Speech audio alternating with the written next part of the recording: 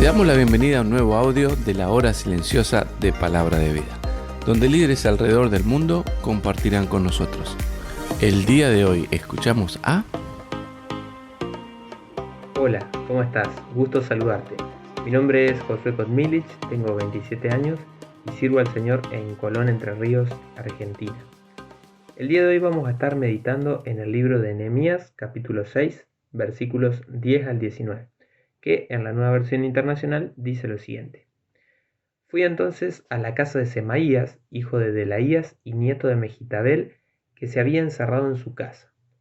Él me dijo: reunámonos a puerta cerrada en la casa de Dios, en el interior del templo, porque vendrán a matarte. Sí, esta noche te quitarán la vida.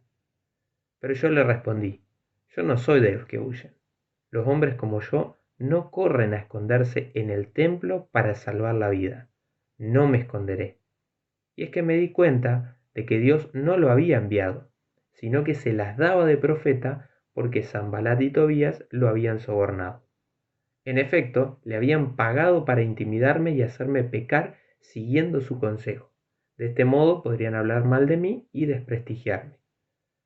Dios mío, recuerda las intrigas de Sanbalat y Tobías. Recuerda también a la profetisa Noadías y a los otros profetas que quisieron intimidarme. La muralla se terminó el día 25 del mes de Elul. Su reconstrucción había durado 52 días. Cuando todos nuestros enemigos se enteraron de esto, las naciones vecinas se sintieron humilladas, pues reconocieron que ese trabajo se había hecho con la ayuda de nuestro Dios. En aquellos días, los nobles de Judá se mantuvieron en estrecho contacto con Tobías, pues muchos judíos estaban aliados con él en vista de que era yerno de Secanías, hijo de Araj, y de que su hijo, Johanán, era yerno de Mesulán, hijo de Berequías. En mi presencia hablaban bien de mí, pero luego le comunicaban todo lo que yo decía. Tobías, por su parte, trataba de intimidarme con sus cartas. A lo largo de este libro vemos cómo Nehemías se ocupó decididamente de la reconstrucción de los muros de Jerusalén, a pesar de que tenía una constante oposición externa. Pero lo interesante es que en esta sección vemos que también la oposición era interna. Nehemías estaba intentando terminar de reconstruir los muros junto al pueblo, y como sus enemigos ya no podían lograr detenerlo desde afuera, le pagaron a un impostor para que le diga a Nehemías, supuestamente de parte de Dios, que tenía que refugiarse en el templo porque venían a matarlo.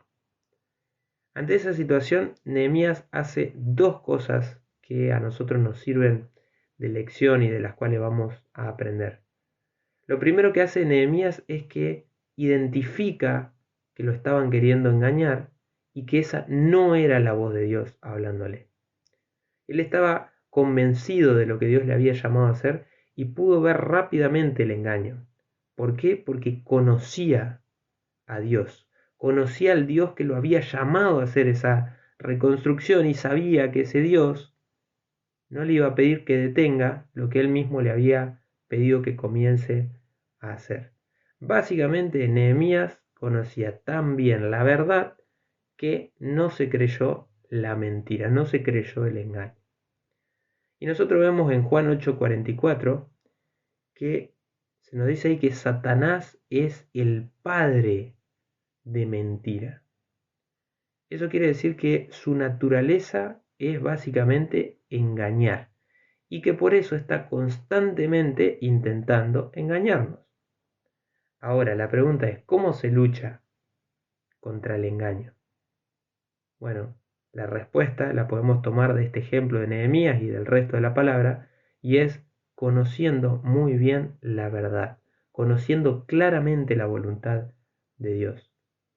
Ahora yo te pregunto, para tu propia reflexión, ¿crees que podemos resistir a los insistentes ataques de Satanás intentando engañarnos solamente con el alimento espiritual que se nos da el domingo en una iglesia, o con canciones cristianas, o asistiendo a campamentos de vez en cuando? Obviamente todas esas cosas son buenas, yo las disfruto mucho, pero es fundamental que seamos nosotros alimentados diariamente de la verdad de la palabra de Dios. Que dediquemos un tiempo a escuchar la voz de Dios personalmente. Y eso nos transforma, y eso nos cambia, y eso es lo que nos hace ser cada vez más como su Hijo Cristo. Lo segundo que hace Nehemías es que no cede ante el engaño y entrega la situación a Dios. Nosotros vemos ahí en el versículo 14 que Nehemías básicamente le pide a Dios que se acuerde de aquellos que lo estaban intentando frenar en la obra. Y no es que le pide que se acuerde Dios de ellos para bendecirlos, sino en un sentido le estaba diciendo a Dios: yo me estoy ocupando de la obra, bueno, vos ocupate de mis adversarios, vos ocupate de mis problemas. Y sabés que cuando nosotros estamos haciendo la obra de Dios, cuando nosotros estamos caminando en su voluntad, le estamos sirviendo, no tenemos realmente por qué preocuparnos por los peligros o problemas que tengamos, porque sabemos que Dios hace que todas las cosas que nos suceden ayuden para bien. Cuando le amamos, ahí dice que todas las cosas ayudan para bien a aquellos que le aman. Dios está formando a Cristo, a la imagen de Cristo en nosotros, y va a utilizar toda situación, las buenas, las malas, para pulirnos.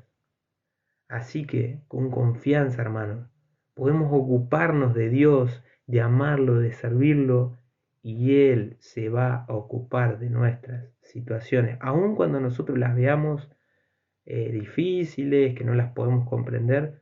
Dios está de fondo. Dios está controlando todas las situaciones que le suceden a sus hijos, porque somos su propiedad, porque somos de Él, somos sus hijos. Por último, lo que vemos de este pasaje es que los adversarios que tenía Nehemías no desaparecieron, pero dice ahí que fueron avergonzados cuando vieron que la obra se terminó rapidísimo y tuvieron que reconocer que Dios estaba detrás de esa obra. Y no sé cómo está tu vida el día de hoy, pero si estás pasando por alguna situación complicada que te está haciendo tambalear en tu fe o en tu servicio al Señor, quiero animarte a que recuerdes que Dios está comprometido en terminar la obra que comenzó en vos cuando conociste a Cristo. Recordá que te amó a tal punto que entregó a su Hijo por tus pecados. Y recordá que hoy tenés entrada libre, entrada VIP ante el trono de la gracia. Si estás luchando con tu fe, si estás luchando con el pecado, si hay situaciones en tu vida que no podés resolver, toma el ejemplo de Nehemías. Recostate en la verdad. Hacé que las promesas de Dios sean tu ancla y deposita toda carga en las manos de Dios. Él tiene cuidado de tu vida. Dios es fiel a su palabra y no va a abandonar la obra que comenzó en vos. Te abrazo a la distancia. Gracias por escucharnos. Recuerda que este audio no reemplaza tu tiempo a solas con Dios. Te animamos a que escribas tus aplicaciones personales. Hasta mañana.